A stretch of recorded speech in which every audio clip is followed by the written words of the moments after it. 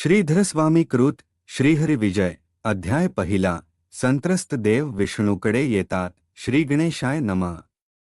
श्रीहरीला वंदन असो. श्री पांडुरंग हेच माझे सर्वस्व आहे. पांडुरंगा, गणेश, सरस्वती, गुरु, सिद्धिविनायक हे सारे देव म्हणजे तूच. आदिमाये, पांडुरंगा श्रीहरी तुम्ही सारे एक असून अनेक जगाची उत्पत्ती स्थिती व लय करणारे सर्वत्र सदा वर्तमान आहात. मी सर्वव्यापी अशा लक्ष्मीनारायणांना शरण आहे. हरिविजय ग्रंथ लिहिण्यास तुम्हीच प्रेरक व संकल्प सिद्धीस नेणारे आहात. आणि गुरुवाचून आत्मज्ञान नाही व आत्मज्ञानाशिवाय मोक्ष नाही. त्या ब्रह्मानंद गुरूंच्या कृपेने व त्यांना वारंवार नमन करून हा ग्रंथ मी लिहित आहे. चालते बोलते ईश्वरच असे संत, त्यांनाही मी वंदन करीत आहे.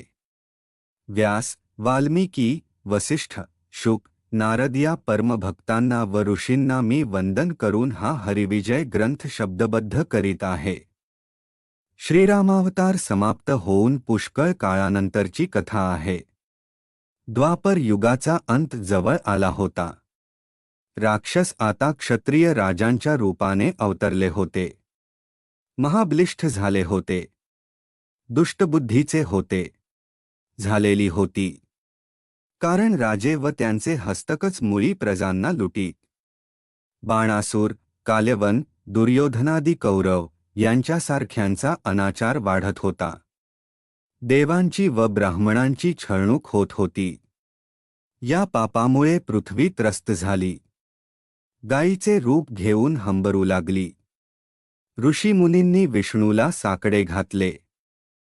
इंद्रही तिथे आला. त्यांनी ठरविले की आपण सर्वांनी विष्णूला शरण जावे. त्यानेच दुष्टांचे शासन व साधूंचे रक्षण करावे. आपले बळ कमी पडते. आपला इलाज चालत नाही.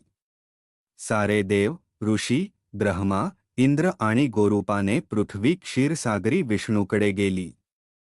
विष्णूला सारे शरण गेले. विष्णूचे त्यांनी दर्शन घेतले.